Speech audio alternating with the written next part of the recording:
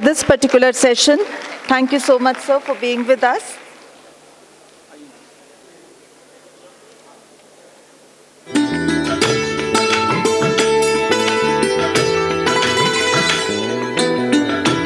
Let's have a huge round of applause for...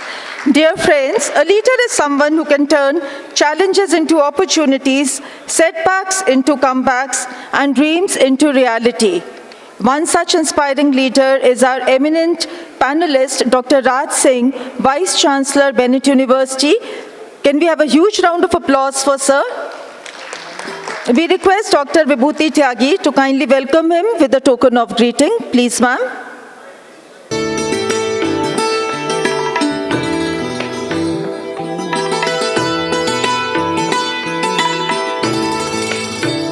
We request Dr. Vibhuti Tyagi to kindly present a welcome sapling to Dr. Raj Singh. Please, ma'am.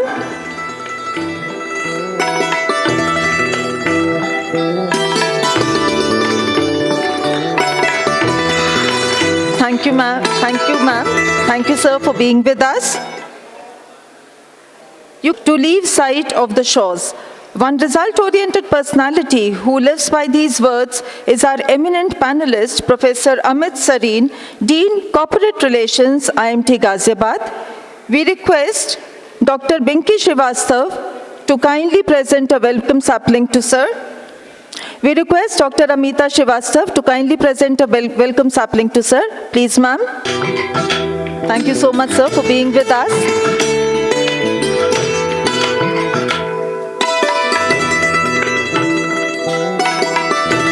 Do not look how long it will take you to accomplish your goals or how hard it will be. Take it step by step and you know that one day it will all be worth it. An embodiment of these inspiring words is our session chair, Dr. Sapna Rakesh, Director, GHAZIABAD Institute of Management and Research, Greater Noida. Can we have a round of applause for ma'am? We request Mrs. Poonam Parihar to kindly welcome ma'am with the sapling. We request Professor Yagbala to kindly present a welcome sapling to ma'am.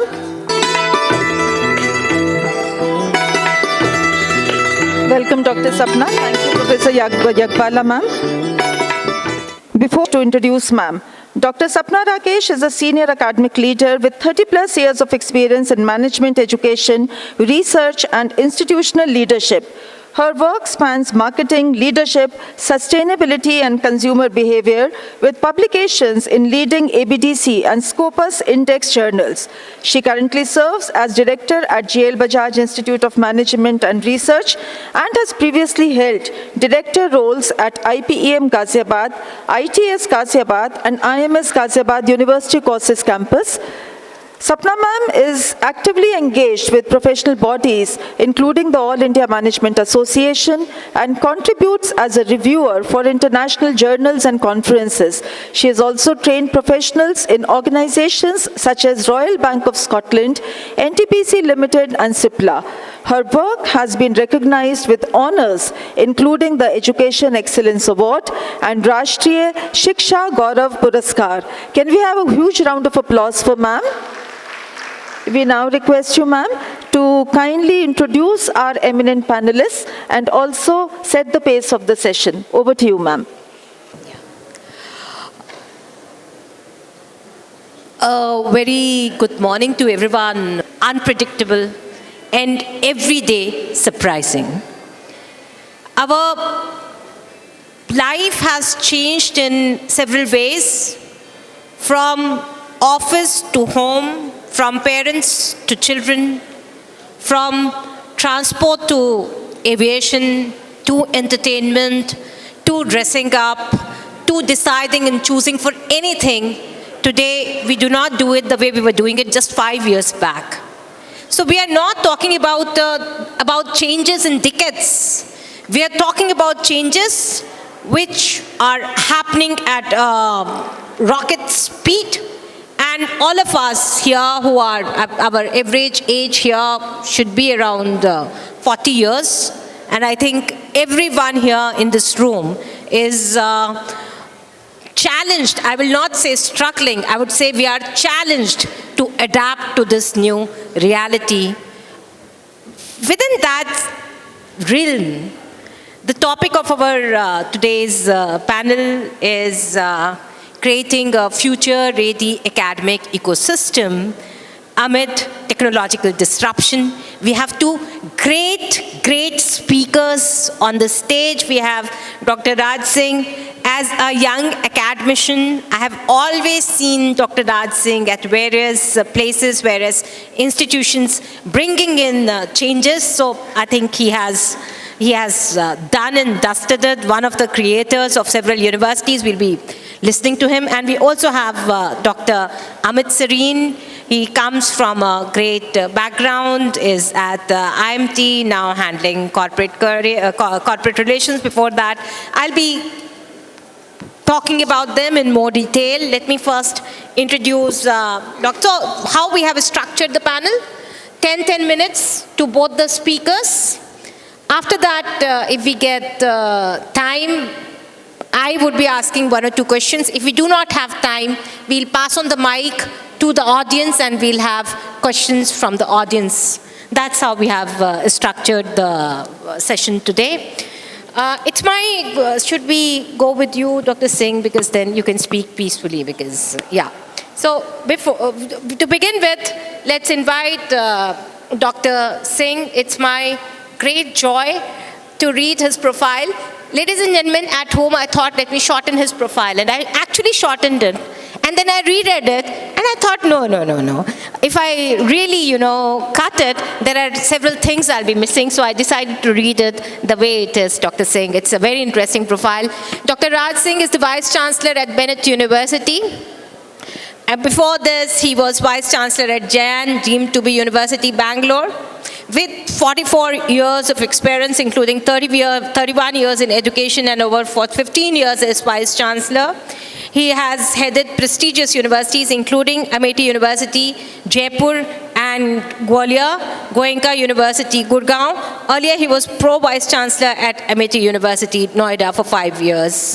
Before that, he headed business schools. He's a passionate teacher, researcher, consultant, trainer, astute academic administrator, speaker, and education entrepreneur.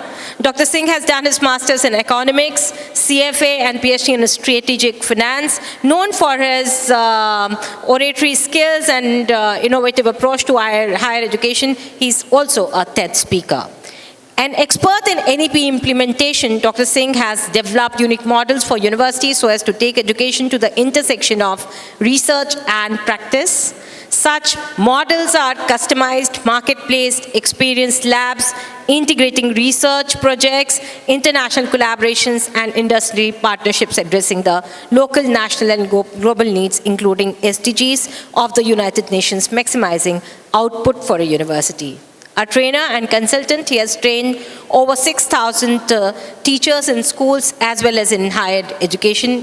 He's been a keynote speaker in over 100 conferences, has been a panelist in many TV shows, featured as one of the movers and shakers on Daily World Post and My Icon on FM channel in 2016 and 17. He represented India at International Design Summit held in Milan, Italy in 2013. Widely traveled.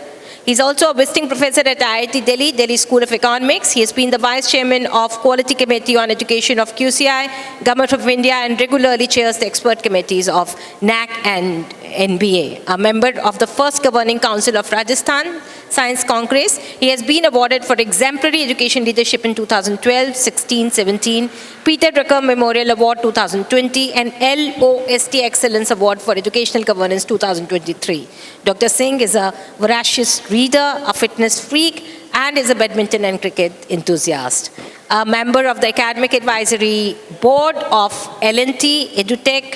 He was the Vice Co-Chair, Associate Karnataka Chapter, and was appointed as Chairman of a Task Force of Ministry of Sports and Youth Affairs, Government of India. And he's also a mentor to several academicians, which he has not written in this, but I want to share this with you all. So Dr. Singh, over to you, please. Management Association, teachers, students, ladies and gentlemen. At the outset, I must thank GMA for having me here this morning. I must clarify that the profile which has been read, it's more as you introduced theoretically. I almost clarify that before you stands a person who didn't have the opportunity of studying in a university ever. When I started heading a business school, I had not seen a business school. I was about 31 years old after leaving my Air Force stint of about 14 years. Someone who saw a newspaper for the first time from a distance in 10th class. I touched newspaper in my pre-university, which was my last academic class which I attended regularly, and read for the first time after I finished my college. It used to be in college, and higher secondary used to be from school system. And therefore, I would confess that whatever I have done in life, if I have done something, it's largely learned from the lab called life. It's been all practical session. In fact, I would not hesitate saying that if you look at my profile, which is totally through distance learning education, online education after pre-university, today I'll find it difficult to be shortlisted as a lecturer or assistant professor, if you go by the criteria which my own university uses, in fact. I'm extremely humbled to stand before some of the finest management professionals and distinguished industry stalwarts. The topic which has been decided very contemporary. Both the speakers in inaugural session spoke about the role of education. They spoke about the gap in skills. I'll keep it very brief because the time available is only about 10 minutes, and I would like to leave some time for the question and answer sessions. The context of my talk will be basically summarized in 3 points. Number one, we all are aware of the economic ambitions of our nation. We want to be Viksit Bharat before 2047, and education has a role to play in this journey of economic excellence. The second thing which creates the context is there's a huge demand on the innovation system of the nation as never before. For example, when COVID struck, the people said to the scientists and engineers of our country to deliver vaccine, and they delivered in record time of 11 months. They were not satisfied with this. They said, now what we expect from you that predict the diseases, predict the viruses, and find solution at once. So the demand on the innovation system has been going up and up. They will never come down. And the third thing we set the context is, which has made higher education, particularly, of course, education in general, to change forever post-2020. It's not the same which was there before 2020, of which we all are the products, in fact, including all of us from the industry, from academia, barring the students, of course. We are product of the same system which existed before 2020. It was July 2020 when National Education Policy was announced, precisely 29th July. It seems to me that the drafting committee of NEP had hands in glove with COVID, because implementation of NEP required a willingness and openness to change as never before. You would recall that evening 8 p.m. the Prime Minister announced his lockdown, and we used to vehemently oppose that there cannot be a substitute for face-to-face education. And next day morning when he woke up, he said online is the only way of education. This was the level of willingness to change, because when you're pushed with your back at the wall, you have no other option except to change and then implement it. And no matter what happened 6 months later, 1 year later, some part of online education has stayed with us and will always stay with us. It was sometime January 2021, COVID first wave had gone, and then the second wave was about to set in. I was interviewed by Professor Tony Reeve from University College of Arts, London, who is now an independent learning designer based out of London. At the end of the interview, those days, the important question used to be by anyone, how do you see the landscape of higher education post-COVID? And the same question was asked to me also. I had said, even though it's quite hazy, but I can clearly say that education will be delivered in 3 parts. The first part, which is theory, will be largely relegated to online education. And you would know that during COVID, it was increased from 15%, 25%, and when the COVID got over, University Grants Commission, May 2021 said up to 40% can be delivered online even for regular programs. And this stays with us even till today. The second part of education delivery will be on campus, where students will visit laboratories, talk to the professors, talk to the group mates, work on group projects, and more of experience with the campus. The third part, which doesn't exist, will be that students will be engaging with industry, community, and the society outside the campus. They'll be on the roads and not sitting in the air-conditioned classrooms, which has become the culture.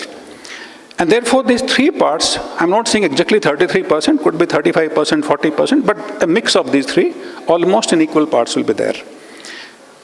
Lo and behold, this 40% was announced, and 2 years later, National Credit Framework was announced. And I'm sure you would be aware of this. National Credit Framework talks about credits to be earned through three sources. It's called three-dimensional credit system also. X-axis talks about credits from academic learning, which we have been doing for ages. We are products of the same system, and largely that used to be the method of delivery. The second part will be skill-based access, which came in when the National Skills Qualification Framework was mapped with this meta framework called National Credit Framework. And the Y-axis was added for the first time. It said that we can give credits to the students based on experiential learning, based on the experience or recognition of prior learning, RPL it is called. Three-dimensional credit system. All existing frameworks were integrated into the meta framework called 3D credit framework in India, which also said that first one is academic, which can be largely relegated to theory.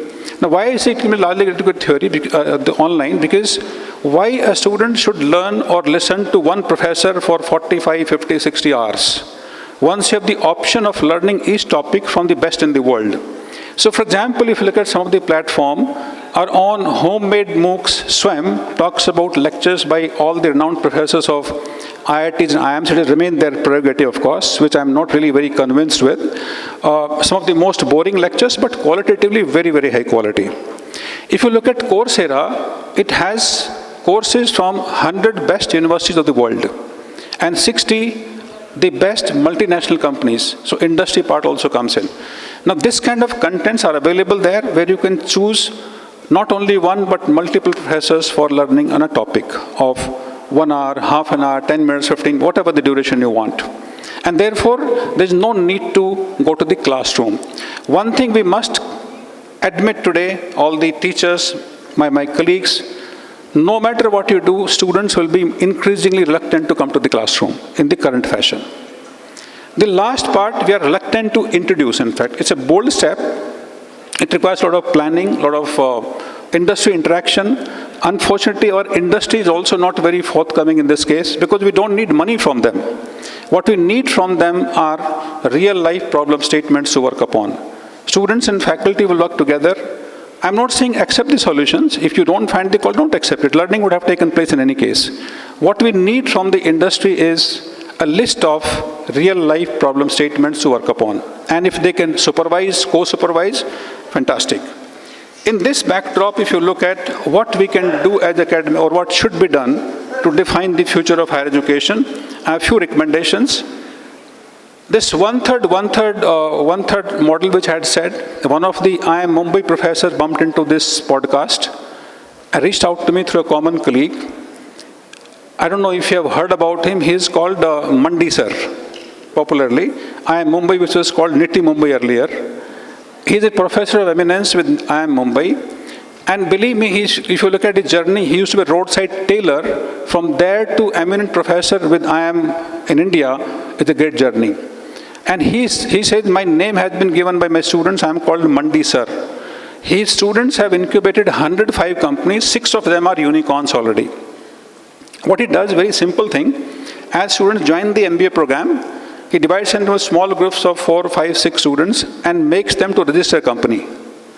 Even if they have broad idea, they say, go and register a company. He says, following things automatically happen. They read Companies Act line by line, they learn by heart. Otherwise, they would never learn even if they pass out from MBA program. The second thing he says, everyone would know how to draft a memorandum of association of a company when registered there. Everybody would learn how to be member of the Uddami portal, Ministry of Corporate Affairs, MSME portal. All those things you never learn in MBA program. But if you make them register a company, you become friends, automatically you get exposed to multidisciplinary ecosystem, you develop teamwork, you develop interpersonal skills, you develop tolerance for the team members, whether you like it or not. And by the time you finish your program, they say they would have invested so much of time, energy, and sometimes money, they don't feel like leaving it. Even though they have the option of closing down, get their marks and go off, take their jobs. But he says majority of the students continue with those startups. Number of startups, patents, and commercialization of granted parents has gone up significantly. He said, I saw your podcast. The last one-third which you spoke about working in the field, in the industry, fits into my concept of Mandi. He says, for me, Mandi means you celebrate every occasion in the year. So, for example, around 26th of January, he organizes Ganatantra Mandi all across the country. He makes students choose products which relate to the Ganatantra Divas or Republic Day. And he doesn't go beyond 100 rupees cost of the items to be sold. And he says in doing so, they learn the entire cost structure of the product. They learn how to calculate margin. They make strategies of selling. They develop patience. Sometimes they stand on the road on the traffic signal and sell those goods. And the process, try to learn what's the value for money. And the kind of skills they develop, they can't be taught in the classroom ever again. So, this interview also, when I went to Bangalore, my chancellor there was an 8th class dropout. His entire education system has now 2 lakh students. The university had about 25,000 full-time students and 70,000 online when I last year, 2025. He said during the COVID, we should talk on the Zoom sometimes till late night. What happened in COVID, you would bear with me that the fee collection of most institutions of higher education dropped to 30%, 35%. And the question of resilience among students, parents, and teachers came to the surface. One thing was very clearly proven was that whether you are a country or an organization or individual, you cannot survive more than 3 months if there is no work. 3 months is the upper limit. And therefore the concept came, can you make our students earn when they learn? During the degree, can they at least earn a part of their fees, if not full fees? We implemented a concept based on this one-third, one-third, one-third. So last one-third also became part of internship, apprenticeship, and part-time job. We placed about 1,000 students of the university full-time. They will work first 4 hours in the morning, second half will go in this second half of the morning, earning 4,000 to 40,000 stipend, and they'll earn their entire fees. And some of them were doing multiple jobs, and believe me, they were supporting their parents. What he promoted was the concept of solopreneurship. And in doing so, the kind of skills that they learned, 40% got pre-placement offers from the same companies. And therefore, the education planning, which is going to be relevant in the future, will be of different kind. The National Education Policy, among many recommendations, one most profound recommendation I saw was, it says, extend research to innovation and problem solving. I'm sure you must have read this sentence. I was thinking of and reflecting with what I heard from one of the all-time greatest scientists of our country, Dr. R.A. Mashelkar. This was during his acceptance speech. I had the distinct honor of awarding honorary degree to him on one of the convocations. And he said, research does one thing, that it converts data and information into knowledge. And in doing so, consumes money. It keeps on consuming. And we all keep cribbing about there is no funds available from the university. We always complain about shortage of funds. And he says we only consume resources because we don't go beyond knowledge. Data and information convert into knowledge and consume money. That's the role of research. He says if you can convert this knowledge back into money, there will never be a shortage of money. And this happens through innovation and problem solving. Our education has not focused on problem solving ever. I request all of you, whoever and whatever you have studied, whichever institution you studied from, go back home today, think of your master's project, think of your MPhil thesis or PhD thesis, where it is lying. Is it kept in the shelf, kept in the almirah or the box somewhere, or has it solved at least a minor problem in the society? If it has not solved the problem, the money has been wasted.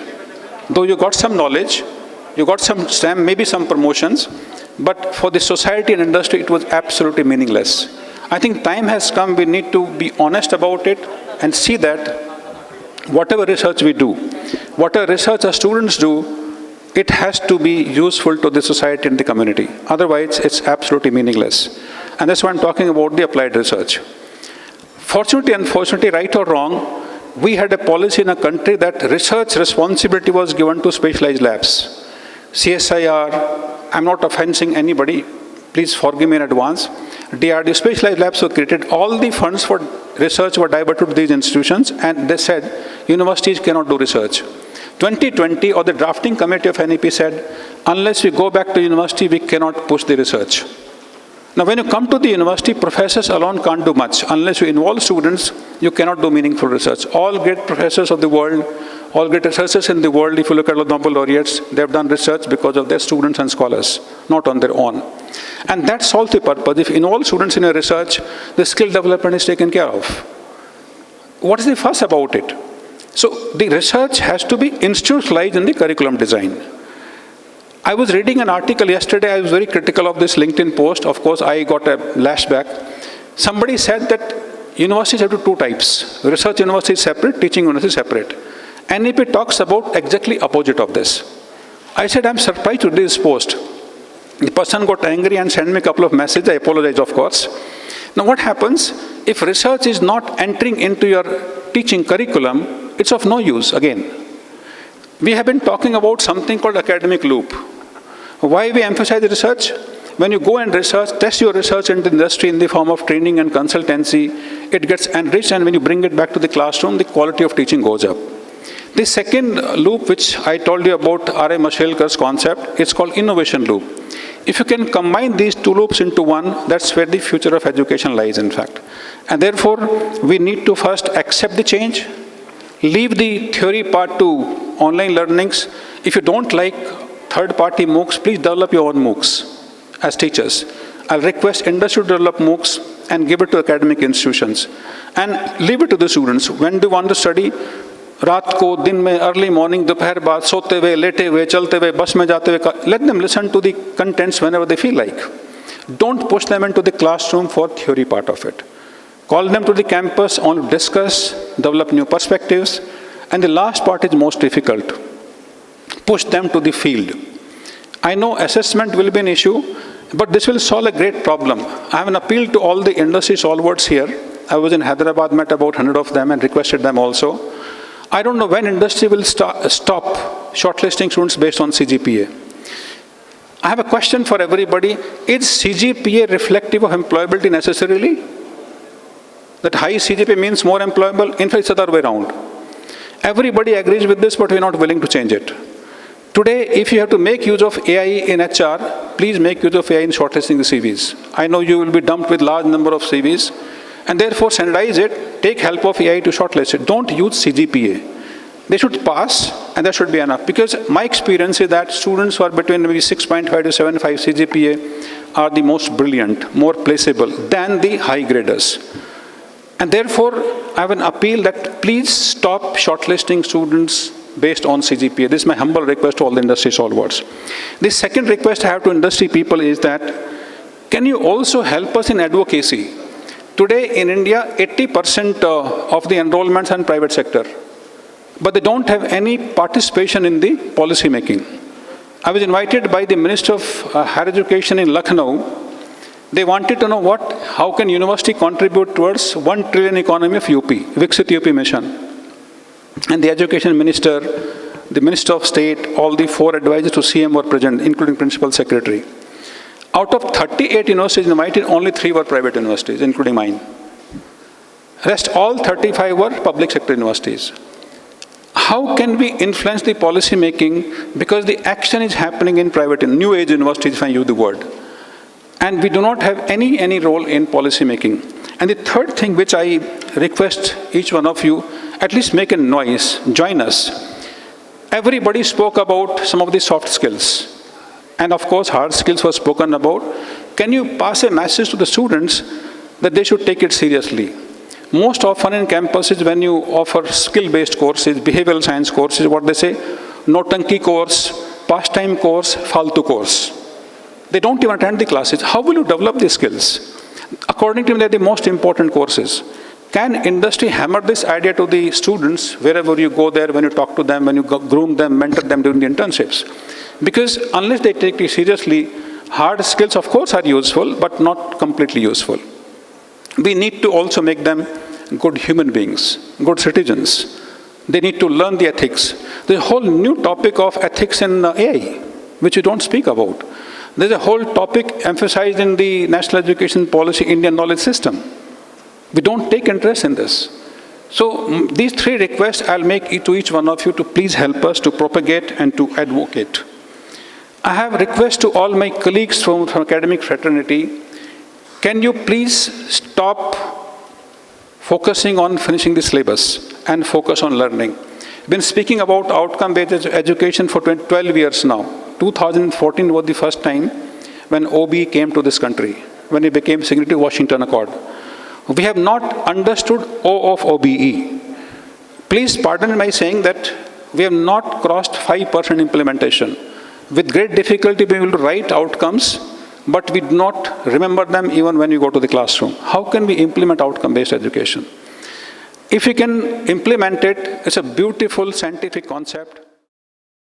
You should remember Benjamin Bloom in your deep sleep, in your dreams. You're half asleep, you should remember the 6 levels of Bloom's taxonomy. Time has come, we cannot delay it any further. And all these problems will be solved. Because if you are able to follow this framework, those 3 methods of delivery will automatically be considered. And do not focus on only completing the syllabus. If there are people who are managing the institutions and universities, please relieve the faculty members from this pressure of completion of the syllabus. And tell them how they focus on developing students not only theoretically but also in skills and practice and problem solving. Give a lot of time for projects. One student came to me, he said, "Sir, I cannot attend the classes for next semester because my father is contesting elections." You won't believe we converted election campaign into an internship. We gave them credit units based on rubrics we did the assessment. Develop rubrics for any activity which leads to learning. And I'm sure the students who are 6.5 to 7.5 category, which I mentioned, are the ones who are go-getters. They are grown up to do anything you give them the task and they'll complete, and not your higher CGPAs. To the students, my request would be that please take these software courses seriously. Whatever degree you are enrolled for, today you have options of taking electives from any other discipline which is being offered in the campus. Yeah. And therefore, take it seriously, be egoistic about your learning. If you calculate the cost of 1 hour which you pay to the institution for a class of 60 students, it comes anywhere between 25,000 to 40,000, depending on which institution you study in. You should be able to extract 10 times of this. Be egoistic about it, and not the ego which we normally consider in psychology. मुझसे कैसे कह दिया? बिल्कुल कह देंगे, क्यों नहीं कह देंगे भाई? Be egoistic about recovering your money, and the things will be sorted. I'll have some, of course, responses in case some questions are there.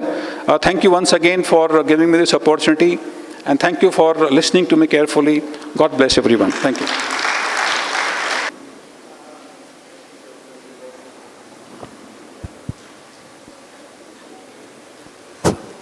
Yeah.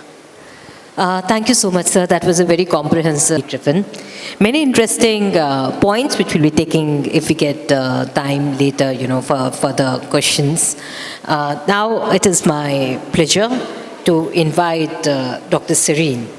Dr. Amit Serene is Dean Corporate Relations and Student Experience at IMT GHAZIABAD. He has done a Bachelor of Engineering with a specialization in Electronics and Communication Engineering from IIT Roorkee. He's an MBA from FMS Delhi University, a PhD in Management from GBU, Greater Noida, and he comes with an experience of over 31 years in industry and academics. His industry experience includes companies like Tata Consultancy Services and ASL.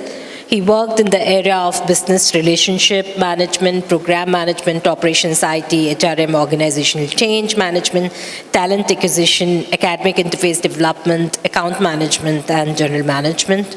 Took leadership roles in the New York-based operations of TCS at GE Fairfield, the Bank of New York, a leading bank. Later also worked on development of academic relationship with the State University of New York, interacted with the president, provost, and senior faculty of the State University of New York for developing academic relations between the university and TCS.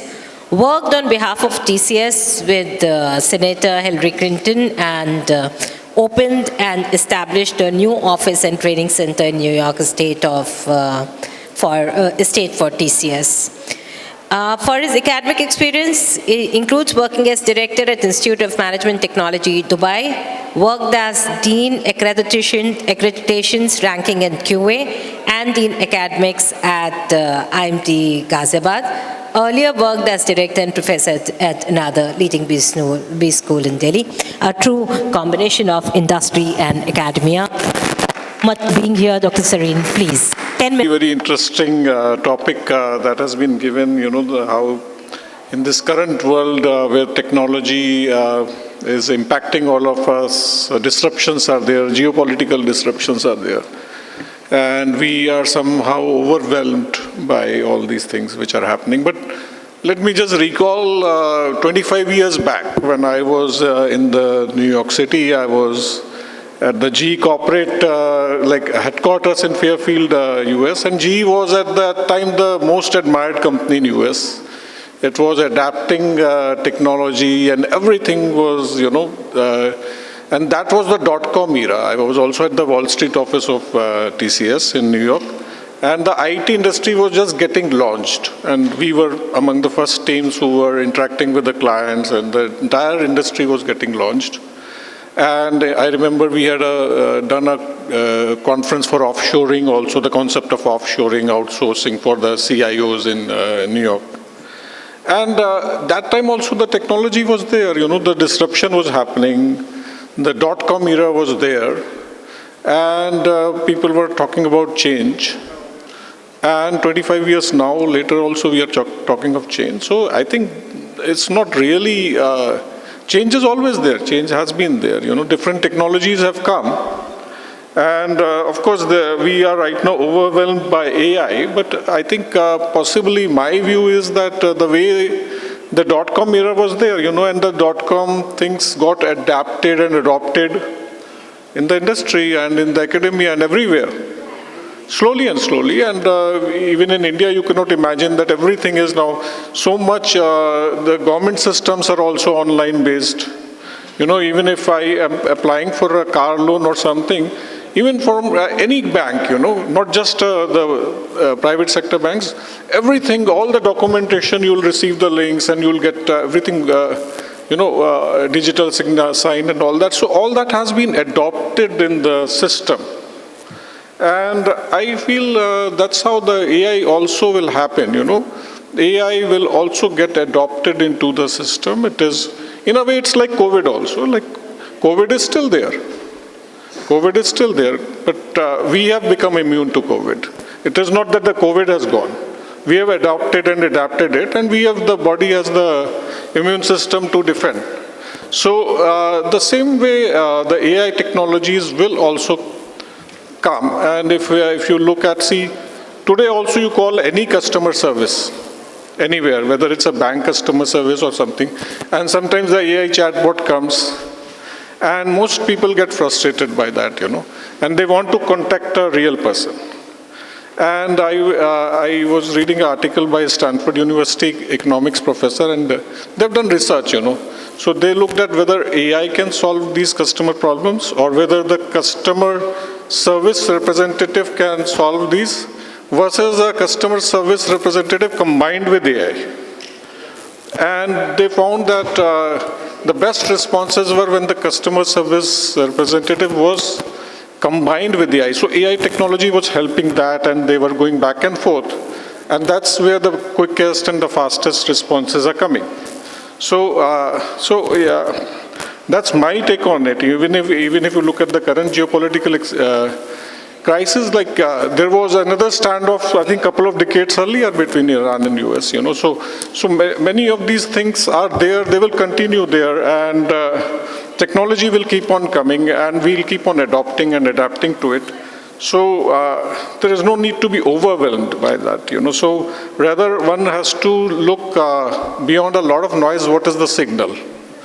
and how much we can adopt the technology, So I don't think so it's a debate even now between humans versus AI. I think that's a wrong debate. The right debate is humans and AI. And yes, we are seeing a lot of companies shedding jobs like Microsoft and a lot of tech companies. Those figures are being quoted, and many times they say that one of the reasons is AI. But there's another major reason is that they did post-COVID, there was a relentless hiring in the technology industry, including in the IT industry in India. Now they're shedding that weight. And of course, AI technologies are bringing more efficiency. So that is there. And now, of course, the question is how much adoption of that in the academics. And yes, again, there is a lot of noise. And there is lesser signal, because people are also struggling how to adapt it. So those things are there. Similarly, there is a talk of skills. Now, of course, all our curriculum, we have to keep on aligning with the industry needs. But are we entirely going the skills path and completely abandoning theory? I don't think so. That's the right direction. Because theory and the first principles of any knowledge is long term. While any skills could be, they'll keep on changing with the technology and the ecosystem, So an academic institution also has to balance the theory part, the first principles, the knowledge, the basic principles that any student is learning. Similarly, when you talk of a performance of someone, I feel there are mainly two elements towards the performance of someone. Like one is the skills and knowledge, and then the second is the attitude. Someone doesn't want to work, or they're slow to work, they don't like, then no one can help him. They may be very good in their skills and knowledge. But there is a third angle. And third angle is that, is there a format problem? And sometimes we confuse a format problem with the skills and knowledge problem. Like, for example, someone is very good in using an iPhone. Suddenly I give him an Android phone, and that person will not be able to use it or find it difficult. And then I say, okay, no, this guy is a poor performer. So same way, like I may be a very good driver here, I may comfortably navigate here and there, wherever I want. I don't need to even think for a second. But suddenly I go to US and I'm a completely new driving system. And there's whatever the left, right hand, the drive changes, and system is different, and suddenly I'm not able to perform. And so that is a format problem. That's not really a knowledge and skills problem. One has to, so sometimes when we are talking about the academic industry interaction, and sometimes we are saying, no, this person doesn't have the skill. We have to possibly distinguish whether it's a format problem. Someone has learned certain skill in some way, and whether that has to be adapted to the current environment in the industry. Is that the problem, or is it just that the person doesn't know at all? So those things we'll need to distinguish. And also reach a certain flexibility, because interdisciplinary is fine. We need to do interdisciplinary because that's the real area. But at the same time, core discipline. If someone is becoming an engineer, then the core discipline of engineering has to be there. There was a time, I think, suddenly maths was removed in some, and then it had to be brought in. And so, similarly, if someone is doing medical science, then are they also doing a core part of it versus an interdisciplinary? So, one has to balance. And again, flexibility. Yes, of course, there has to be a flexibility, but also the program structure. So those are the balancing parts that is very, very essential, while we are looking at the academic and the industry side. And also, the concept of learning outcomes, as I mentioned earlier, like, are we as academics looking at the learning outcomes? Then, so just simple, I can give you a very easy example of understanding what you mean by a learning outcome. I give a someone does a finance course, and they pass the course because the teacher gives the exam and the person passes the exam. But if I look from a learning outcomes base, that I present a balance sheet to that person, I present an income statement to that person, and whether that person is able to interpret the income statement or interpret the balance sheet or the financial ratios, that's a learning outcome versus passing an exam. And the key concept is that when we are talking of learning outcomes, the measurement systems, sometimes we are not going too much into details into the measurement systems, because we are trying to map it with our regular assessment systems, while that's not really the case. The data which is coming from to measure the learning outcome should be very pure.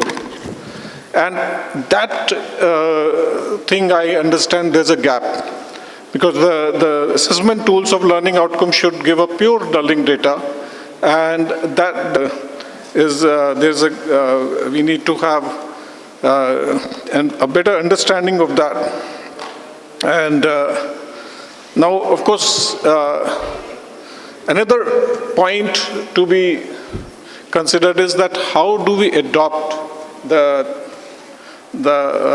technology into our curriculum and courses, and there is a lot of noise versus signal, and so these are the things. Just to as I wind up, and of course we will be open to questions also, is that what we are expecting in terms of the students who are passing out. Of course, the knowledge of the subjects, key subjects, whatever they are studying, appreciation and adoption of technology, the skills that the industry is requiring, and a lot of key skills like innovation, ability to communicate, ability to work in teams, and relationship management, and understanding the environment, understanding the stakeholders. So all those concepts are very, very critical. They were critical earlier also. They are critical in today's world. And thanks a lot for that. Thank you. Thanks. Very, very balanced approach to how to look at technological disruption in India's academics. See, 10 years back, when students left the campus, they left the campus with their books.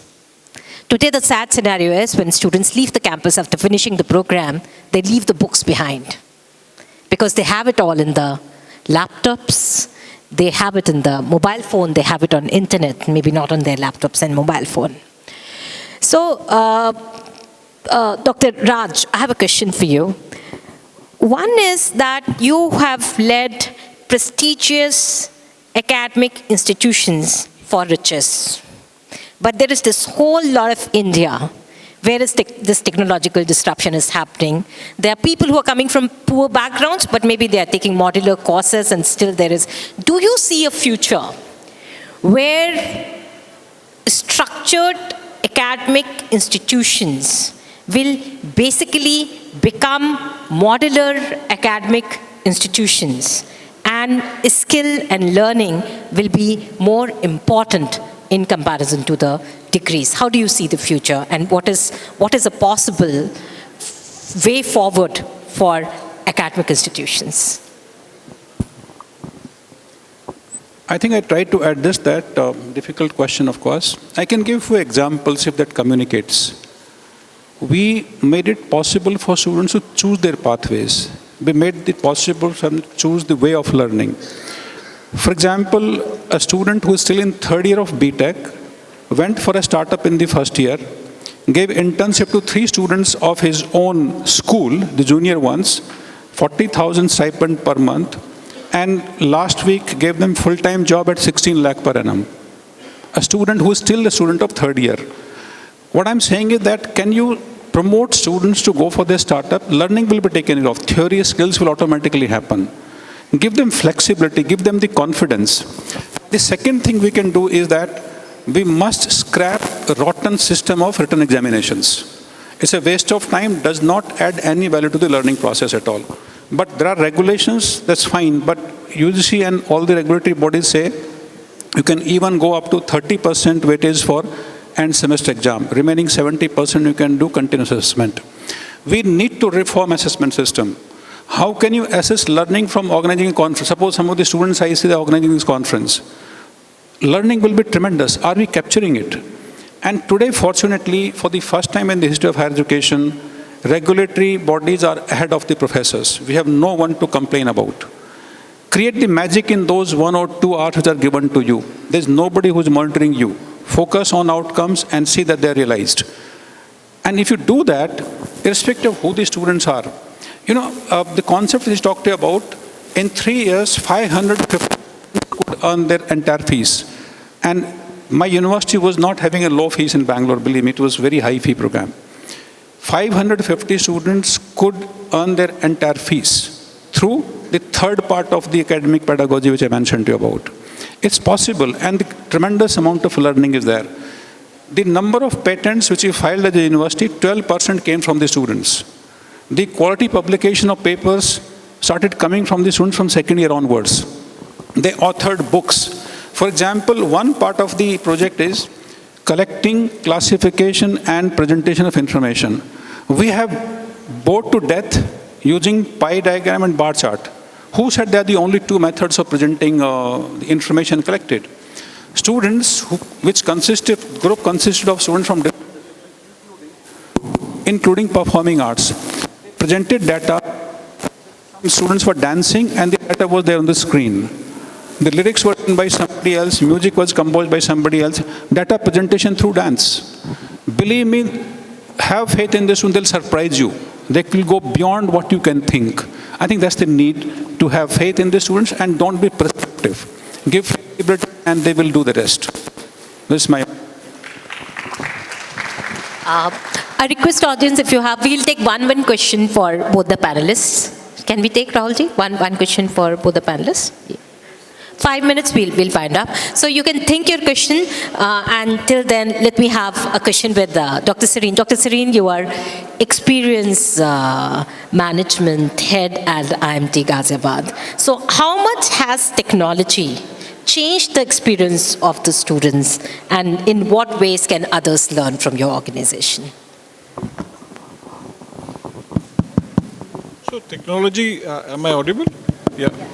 So technology has has of course changed the learning environment. Like a lot of online simulations are there. People are doing online learning. We insist, in addition to our regular course, we insist on them on the Coursera course. And then of course they are using a lot of AI to help them and make their assignments present, So that is there. And then the collaborative tools have come also. So that's the positive side. And the negative side sometimes is that technology has withdrawn them from social networks and social skills. And those are the critical skills which they need to learn in what is different from AI. And the human skills, the relationship skills, the problem solving, the solution orientation, those are the skills which AI cannot get into, because AI will solve a problem only from the existing database, whatever has been done. So creating something new, creating solutions, AI can always assist in that. And those, sometimes those skills are both being there, but as well as the social skills are somehow getting impacted. And those are the plus and minus, yeah. Yeah, thank you. Do we have questions from audience? Any question for Doctor? We have a question from the back. Can we give them the mic? Just the question, please. Yeah, no sure. opinions. Sure. No opinions and thoughts. Only the question. Yeah, I feel actually I just asking why we lagged in riding the AI bus in India, and we lag innovations in research in India. Getting onto the AI bus in artificial intelligence bus, why we lagged? Okay. Why are we lagging behind? Certainly, yes. In fact, if you can read an article I referred to you, 30th January 25, it was published, a study by internal professors of Harvard Business School. They are struggling to get students to the classroom. You know why? Because whatever question you ask, answers are given by AI, in fact. Students are ahead of the professors. We are not willing to leave it to the students that certain part you can learn on your own, and we are not willing to change the methods. Problem is that when we sit down to assess, we don't know who wrote the answers. Student wrote it or the machine wrote it. We have no means to ascertain this. This is the struggle we're facing today, and everybody gets fantastic answers. You keep on rewarding them the marks. And the CGPA happens with 9+1, they don't know anything, in fact. This is the distortion which has taken place, and therefore I think teachers, one, we have made it mandatory by 30th June, everybody has to undergo to be certified in AI up to certain level. The 3 level of course you design, and we will not consider them for increment if they don't complete the certificate by 30th June 2026. So one could be prescribe certain rules, and second, reforms. Can you incorporate in your assessment system the part of AI, which is not being done right now? Mundane work can be left. For example, Coursera, Amitji also mentioned, I also mentioned that, they have something called Course Builder. You define the course outcomes, how many modules you want to have, how many hours you want to have. It'll give you the teaching learning plan in a matter of 2 minutes. You don't have to spend 2 days on this. You can only add and refine it. Wherever required, take help of AI. Once you start implementing, this will become part of the culture. Otherwise, you will be lagging behind always. In fact, we have been behind industry always. AI has made us to be lagging behind much farther. And this is one criticism we get. I'll appeal to all my colleagues from academics that we need to give answer to the industry. They've been blaming us for far too long. Sometimes they say only 4.5% people are employable. We're not that bad, I can assure you of this. But can we challenge them and prove them wrong? We're not able to do that. Because students we present to them are not the best ones. We present them only high CGPA students. It's a vicious circle we gotten into, in fact. On one hand, they're crying that we don't have the trained manpower. Institutions are sad that our students aren't getting placements. On their own, they get the placement, but through the system of institution, I think they're not getting the placements. They're being questioned. For example, you say, give me 75% throughout. What does it mean? These are the problems. AI need to be used in shortlisting of CVs, preparing the students for this, and make them prepare a CV which is AI compliant. Yeah. Thank you, Dr. Raj. That was a very Can I leave, comprehensive answer. We can have. With the permission, can I leave? I have to rush now. Sir, can you wait my for hard 5 stop has minutes? come. We'll just have one more question and finish. So, do we have another question for? On the theme of dimension on the leadership and resilience, so my question is around the value of soft skills. Yeah. So as we go along, AI will automate a lot of hard skills, right? But the value of soft skills like empathy, and for example, the premium of human-centric, complex problem solving, ethical leadership. So that values will continue to rise. So is our curriculum addressing this shift in priorities? Yes, how to balance technology with the value human of soft skills skills. that we Yeah. need. See, technology, innovation, ethics, values, and typically if I have one subject to address that, possibly it won't do the service. Like for example, we may have a business communication as a subject or ethics as a subject. Ideally, the best is to get these horizontals adopted across all courses. Because almost every course has a case on ethics also, how to, in this situation, what would have been done. And once you adopt that as a horizontal across the program gets enriched. Of course, not every subject can have that. And just the earlier question on AI, my view is that AI adoption, if you look only in terms of models like DeepSeek or some other things, possibly, yes, we may be behind. But if you look at AI adoption in the IT industry and its solutions that they are searching for, I think we are very much in the game. And possibly we may be implementing things which others have not seen, like for example the UPI system, similar things. So the industry is evolving very fast and adapting to the AI, so that's my take on that, yeah. Can we thank you so much, sirs, ma'am, for your insightful deliberations, and it would be our honor to present you with a small token of gratitude. I request Mr. Puneet Kapoor to kindly present a token of gratitude to Dr. Raj. Thank you so much, sir.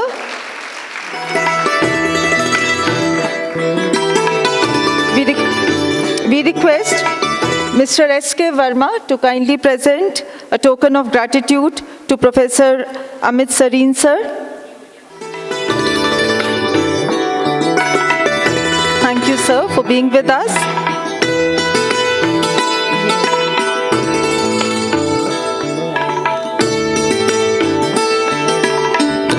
And we also request Dr. Amita Srivastav to kindly present a memento to Dr. Sapna Rakesh. Please, ma'am. Panelists, kindly stay back for the group photograph together.